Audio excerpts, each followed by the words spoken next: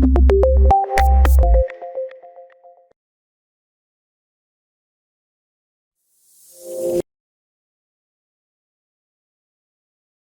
there, myself Madhav Jha. I welcome you to CodeChef and let's have a look at this question.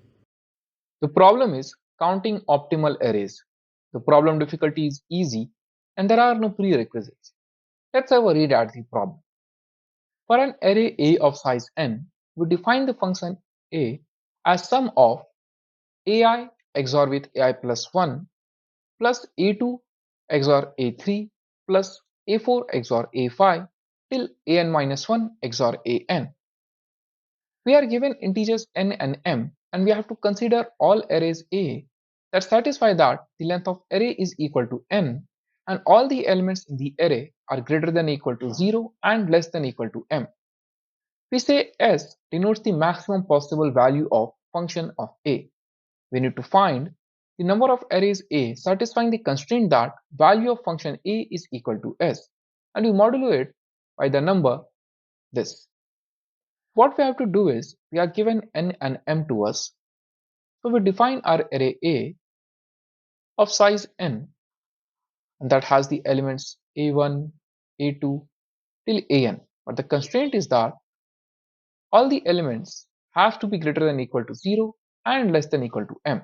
Now we need to find out how many such array exist such that when we do this operation, that is a1 XOR a2 plus a2 XOR a3, we get the maximum value, that is S. S is the maximum value possible and we need to find the count of arrays such that we can get this. So for input format, we have t test cases and for each test case, on a single line we get two integers n and m. As for the output, we simply have to output the number of arrays such that function of A is equal to S. Now, the constraint is that number of test cases will go from 1 to 10 raised to 4 and value of n and m will go from 1 to 10 raised to 8. Additionally, if there is a single element, we say that its value is equal to 0. So if n is equal to 1, we'll say that f of A is equal to 0. That brings us to the first sample input. The first sample input being n is equal to 1 and m is equal to 6. Now our array can have any element. It can be 0, it can be 1, it can be 2 till 6, but it will only contain a single element always. And as we have seen, for a single element, the function value is 0 and this is the max that we can get. And there are 7 such arrays that gives us the max value, that being 0 here. Therefore, the answer is 7. For the second sample input, value of n is equal to 2 and value of m is equal to 3. It means our array A will have two elements. They will always be greater than equal to 0 but less than equal to 3. Now, their XOR, since there are only two numbers, their XOR has to be equal to the max that we can get. So the max that we can get is 3 here. So we can have 0, 3, we can have 1, 2, we can have 2, 1, sorry, or we can have 3, 0. All of this will XOR up to 3 and that is the max that we can get. So there are a total of 4 arrays here. Let's see how we can approach the solution. Before we move on to the problem, let's see what are the bitwise XOR properties. So let's say we have two bits A and B and we do the XOR of A and B. Let's see what would happen. If both the bits are same, that is either they are 0 or either they are 1, the XOR will give us 0. But in case they are different, that is 0, 1 or 1, 0, we will get 1. This is the XOR property. Let's go back to our problem. What we want to find out is that we have our A and we call the function of A as A1 XOR with A2 plus A2 XOR with A3 so on till we reach XOR of an an minus 1 with A of n. Now let's figure out what is the maximum that we can get. So let's say the maximum value of any two number XOR between 0 to m is equal to mx. Now since we have n minus 1 pair, The maximum value s that we can obtain here is nothing but m of x multiplied by n minus 1. This is the max that we can do.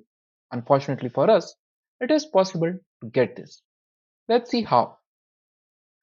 We know that the values of a1 and a2 or any value in a is going to be greater than equal to 0 and less than equal to m.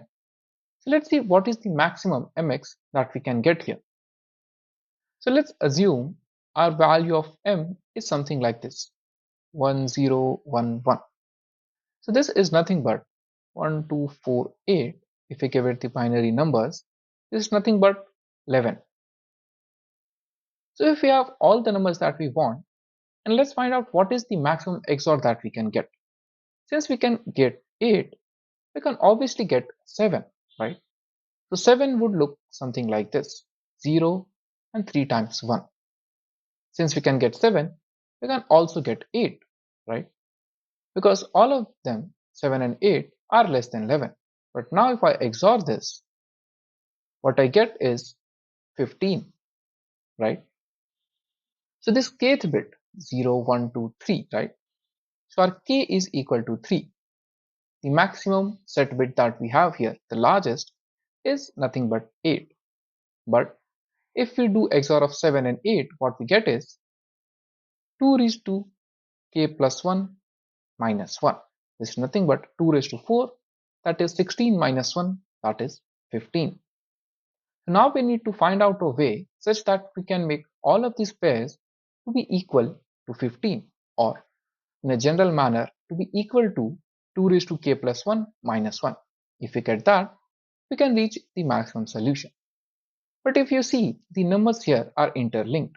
That is, if a1 XOR a2 is equal to the maximum value, so if you write something like this, that a1 XOR with a2 is equal to m of x, right, the maximum value, then we can also say that a2 is nothing but the maximum value XOR with a1. Since we know what is the max that we can get, and let's say we choose a starting number a1, a2 will be decided.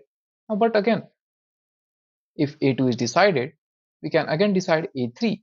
If a3 is decided, we can decide all the rest of the numbers in similar fashion. It means that once we choose a1, all the odd numbers are going to be equal to a1, and all the even numbers are going to be equal to a2. So now that we have found how we can choose the array and get it to maximum, we need to find out what is the maximum count of the array that we can get. In short, we just need to choose our a1. Now, as we have seen in this equation, the XOR is similar to the summation. The XOR of 7 and 8 gives us 15, as well as the sum also. So what we can figure out from this is, let's call it in a generic term, if our x XOR with y gives us the maximum number, the value of x plus y is also giving us the maximum number. Now, if we know our x, we can also figure out y. Y will be nothing but our maximum minus x. Now, if you remember, our maximum is 2 raised to k plus 1 minus 1 minus x. And this number also has to be in the range of 0 to m. So with this, we can figure out that our x has to be less than or equal to 2 raised to k plus 1 minus 1, and it has to be greater than equal to complement, that is 2k plus 1 minus 1 minus m. And if we simplify this, we can get what are all the numbers in the total segment, and that comes out to be 2 into m minus 2 raised to k plus 1 minus 2. And with this, we have the total count of arrays such that if we follow the equation, they give us the maximum value, that is s. And with this, we get our solution. Let's see how we can implement the solution in C++. So for each test case, we call the function solve. We take the input of n and m. We know that if n is equal to 1, that means we will have a single element, and the value of a single element is always going to be 0. So the total number of Such arrays is nothing but m plus 1. Once we have gone through this, we find our k, that is the maximum set bit. Once we have k, and as we have seen in our approach, the maximum value of the total count of arrays A that can satisfy the condition is nothing but 2 into m minus 2 to the power of k plus 1 plus 2. We print this value, and as you can see, I have AC in my C++ implementation. Let's see how we can implement this in Python. Again, for each test case, we call the function solve, take the input of n and m. If n is equal to 1, our answer is nothing but m plus 1. If that is not the case and n is greater than equal to 2, to find the value of k, that is the maximum set bit in m, once we have this, we put it into our formula that we got in our approach, that is 2 into m minus 2 raised to k plus 1 plus 2. We print this, and as you can see, I have AC in my Python implementation as well. So I hope you understood the problem, the approach, and how we can implement the solution in both C++ and Python. Have a very good day, and I'll see you in the next video.